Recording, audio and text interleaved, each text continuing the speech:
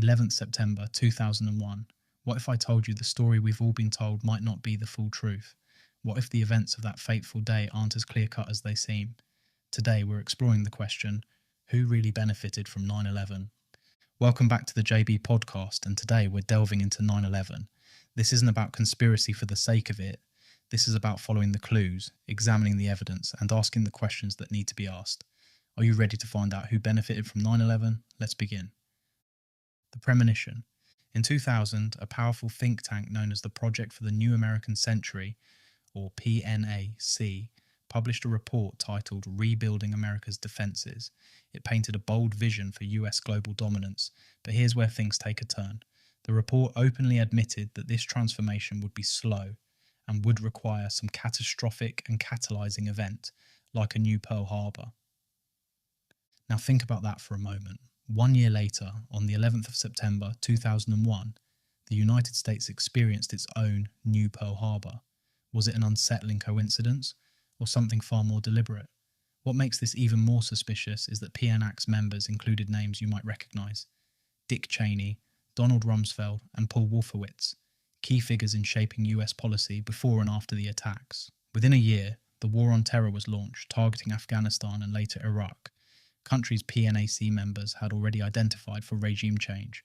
Could September 11th have been the catalyst they needed to set their plans into motion? Financial motives.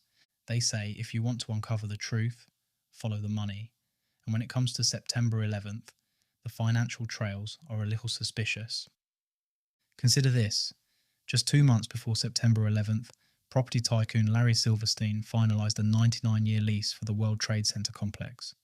The deal, which included an insurance policy worth $3.5 billion, specifically covering terrorist attacks.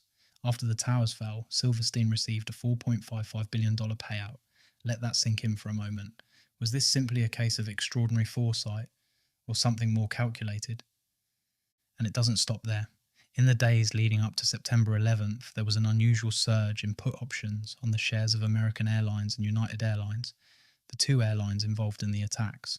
A put option is essentially a bet that a stock will drop in value, and after 9/11, these stocks plummeted.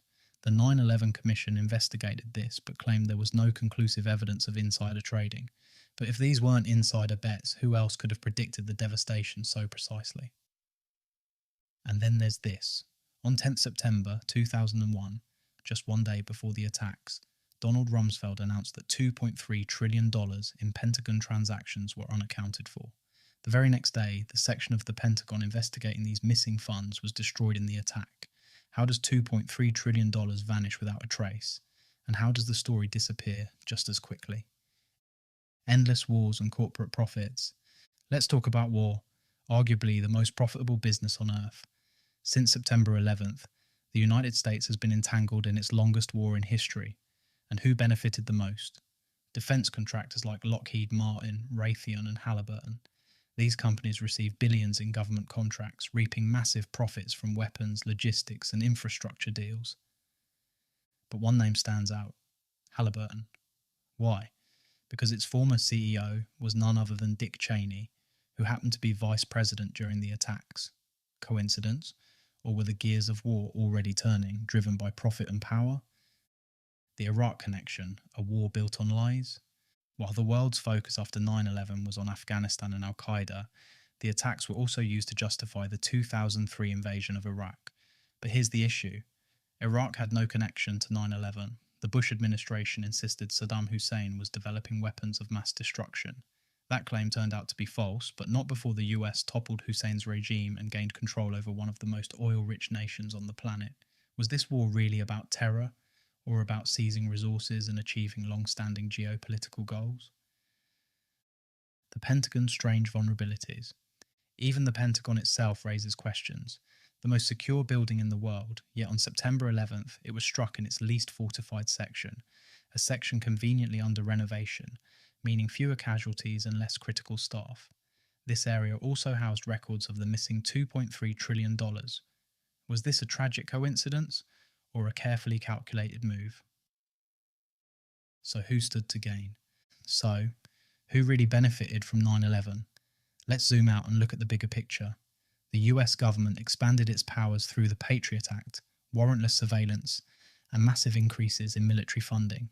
Corporations like defence contractors, oil companies, and even real estate moguls like Larry Silverstein walked away with billions. And geopolitically, the US solidified its foothold in the Middle East, securing influence over vital resources and regions. When you piece all of this together, you're left with a question. How many coincidences can we accept before we start asking if they're coincidences at all? We may never know the full truth about September 11th, but when you follow the money, examine the evidence, and see who gained the most, it's hard to ignore the shadows lurking behind the official story.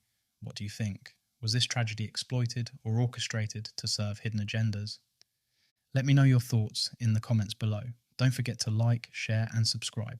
Thanks for listening, and I'll see you in the next episode.